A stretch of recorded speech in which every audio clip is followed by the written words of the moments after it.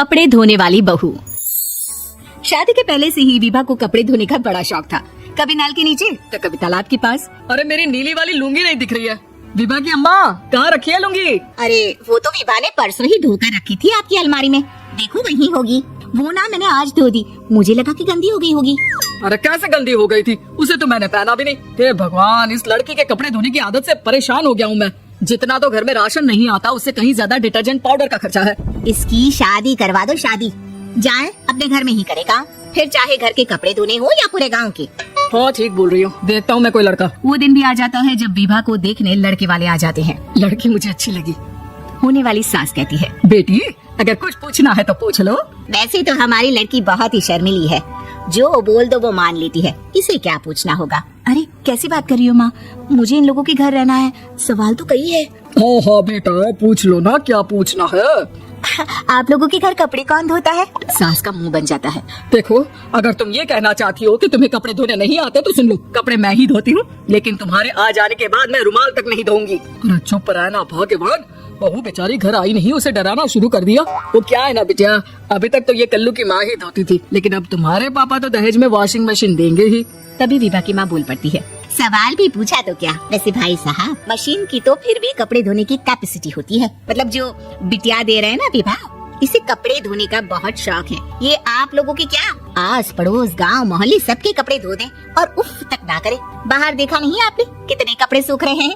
सब हमारी बिटिया ने ही तो धोए हैं। बस भी करो ना माँ, शर्म आ रही है इतनी तारीफ सुनकर। और तो और एक दाग निकाल कर दिखाओ तो मान जाऊँ। हाँ अच्छा माफ करना बेटा, मैंने गलत समझा, हमें तो रिश्ता बहुत पसंद है। और ऐसे जुड़ जाता है रिश्ता कपड़े धोने का शौक रखने वाली विभा का। उसकी शादी हो जाती है कोयला फैक्ट्री में काम करने वाले कल्लू के साथ। शादी के बाद अचानक विभा चिल्लाती हुई सास के पास आती है, सासू माँ, अरे सासू माँ कहाँ है आप? ये तो धोखा है, धोखा दिया आप लोगों ने मुझे। इसे ससुर के चक्कर के बारे में पता चल गया। अरे तो उसमें तुझे क्यों धोखा मिला है? अरे नल में पानी नहीं आता, कपड़े कैसे कब धुलेंगे?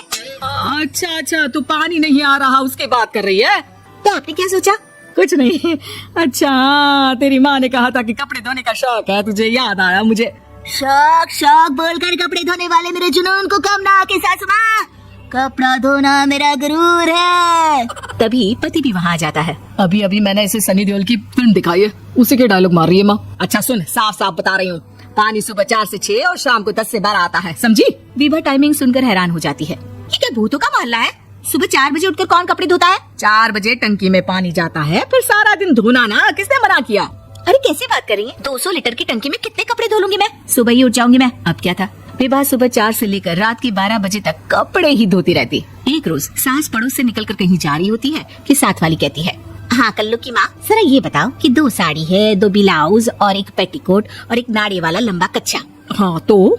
अरे तो क्या, कितना लोगी धुलाई ये बताओ। धोबन दिख रहे हैं हम क्या? हमारे पति सरकारी नौकरी से अभी अभी रिटायर हुए हैं और बेटा सुपरवाइजर है कोयला फैक्ट्री में। धोबन समझ रखा है हमें?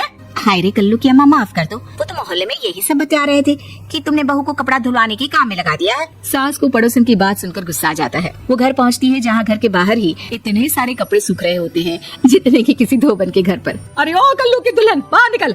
माँ जी यहीं आ जाओ, बाथरूम में चादर धो रहे हैं हम। अरे अभी हम धोते हैं, तुमको बाहर निकलो। ये आस पड़ोस वाले बोल रहे हैं कि हम बहू से कपड़े धुलवा कर उसे कपड़ा धोने वाली बना दिए हैं। अरे छोड़ो ना माँ जी, किन लोगों की बातों में आती हो? आस पास के लोगों का तो काम ही होता है कि वो किसी तरह सास बहू को लड़ा दे। बहू सारे घर के कपड़े धोती है, ये क्या कम है?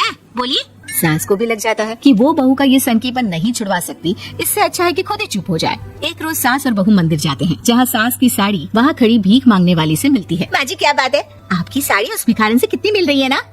हाँ देखो तो दोनों की साड़ी मिल रही है। क्या बात है कल्लू की अम्मा, तुम खुद को तो अफसर की बीवी बताती हो और ऐसे सिंपल सी प्लेन साड़ी पहनकर घूमती हो। सिंपल और प्लेन नहीं है ये साड़ी। तो क्या सोने के धागे से फूल बने हैं? कुछ भी सासू माँ, कुछ भी। हाँ बने थे इस साड़ी में सोने के धागे से फूल। मेरे पति लेकर आए थे मद्रास से स्पेशली मेरे लिए 10,000 की। ताहे भाई साहब इस भिखारन के लिए भी सेम टू सेम साड़ी लेकर आए होंगे 10,000 की। सास उस वक्त तो कुछ नहीं कहती, लेकिन बहू के साथ घर आती है और अलमारी से एल्बम निकाल कर लाती है। ये साड़ी देख रही है, ये वही साड़ी है जिसे मैंने अभी पहना था। इस साड़ी में ये जो चमकदार फूल दिख रहे हैं ना, ये सोने के धागों से काढ़े गए हैं। लेकिन तू लोकल वॉशिंग मशीन ब्रश से घिस घिस कर सारे फूलों को निकाल कर साड़ी प्लेन कर दी।